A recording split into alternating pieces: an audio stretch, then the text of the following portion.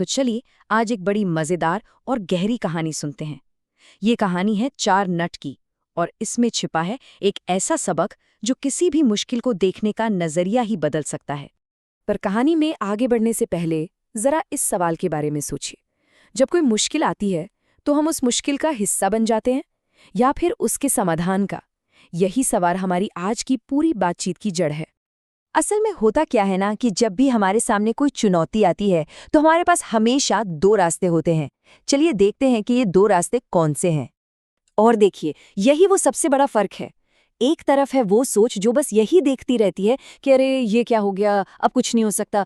और दूसरी तरफ वो सोच है जो पूछती है, ठीक है जो हुआ सो हुआ, अब आगे क्या। एक हमें फंसा देती है और दूसरी हमें रास्ता दिखाती है।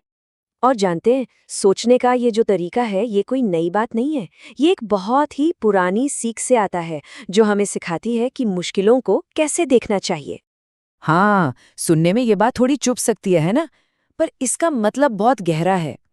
कभी-कभी ना असल मुश्किल से भी बड़ी मुश्किल हमारा वो नजरिया बन जाता है जो हमें आगे देखने ही नहीं देता।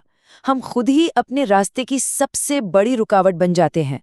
तो ठीक है, अब सीधे उस कहानी पर आते हैं जो इस पूरी बात को एकदम साफ कर देगी। ये एक व्यापारी की कहानी है जो एक बड़ी अजीब सी दुविधा में फंस गया था।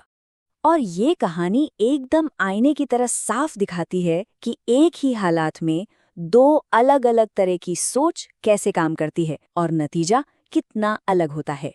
जरा हालात को समझिए। एक बिजनेसमैन कहीं जा रहा है, टायर पंचर हो गया, कोई बड़ी बात नहीं।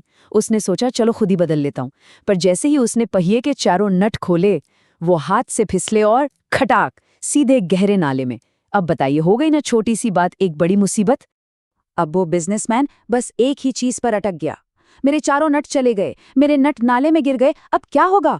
उसका पूरा ध्यान सिर्फ उस चीज पर था जो खो चुकी थी। वो समस्या में इतना डूब गया कि उसे कुछ और सूझ ही नहीं रहा था।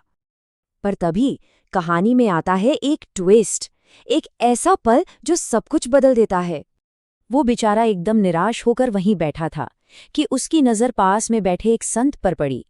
उसने जाकर उन्हें अपनी सारी मुसीबत बताई कि कैसे उसके नट नाले में गिर गए और अब तो गाड़ी 1 इंच भी नहीं हिल सकती। अब आप ही सोचिए, इस हालत में कोई क्या कर सकता है? जिस चीज की जरूरत है वो तो हमेशा के लिए चली गई। तो फिर भला इसका हल कैसे निकलेगा? ये तो नामुमकिन लगता है ना? और फिर संत ने जो उपाय बताया, अरे वो इतना आसान था कि यकीन ही न हो। उन्होंने कहा, तुम्हारे 4 नट खो गए हैं, पर 12 नट तो अभी भी गाड़ी में लगे हैं। बाकी 3 पहियों से एक एक नट निकालो, इस पहिए में लगाओ और धीरे धीरे पास के मैकेनिक तक चले जाओ। कमाल है ना? समस्या वो नहीं थी जो चला गया, समाधान वो था जो पहले से मौजूद था। तो इस कहानी से हमें सीख क्या मिलती है? चलिए इसी सोच को, इसी माइंडसेट को थोड़ा और समझते हैं जिसे संत ने दिखाया। इसका मतलब सीधा सा है, मेरे पास क्या नहीं है, इस सवाल को छोड़कर ये पूछना कि अच्छा मेरे पास अभी जो है उससे क्या हो सकता है। अपनी सोच को कमी से हटाकर संभावनाओं पर लाना। अब इस टेबल को देखिए, ये फर्क एकदम साफ कर देता है। एक तरफ व्यापारी का ध्यान कहाँ था? उन 4 नट पर जो खो गए थे, यानी समस्या पर, और नतीजा वो लाचार महसूस कर रहा था, फंसा हुआ था। वहीं दूसरी तरफ संत का ध्यान कहाँ था? उन 12 नट पर जो अभी भी मौजूद थे, यानी समाधान पर, और नतीजा एकदम साफ दिमाग और प्रॉब्लम सॉल्व्ड। तो अब सवाल ये है कि इस कहानी को हम अपनी जिंदगी में कैसे लाएं? क्योंकि हम सबकी जिंदगी में कभी ना कभी ऐसे 4 नट खो जाते हैं। तो कुछ बातें हैं जो हमें हमेशा याद रखनी चाहिए। पहली, कि सिर्फ प्रॉब्लम को देखते मत रहिए। दूसरा, थोड़ा हटकर देखिए कि आपके पास और कौन से साधन हैं जिन्हें आप नज़रअंदाज कर रहे हैं। तीसरा, एक जगह फंसे रहने से तो अच्छा है कि एक छोटा सा ही सही पर कदम आगे बढ़ाया जाए। और सबसे ज़रूरी बात, आपकी सोच, आपका नज़रिया ही वो चाबी है जो हर ताला खोल सकती है।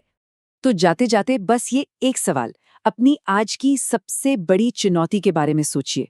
वो कौन सा पंचर टायर है जिसने आपको परेशान कर रखा है? और अब जरा ध्यान से सोचिए, वो कौन से 12 नट हैं जो आपके पास पहले से ही हैं, बस आपकी नज़र उन पर नहीं पड़ रही।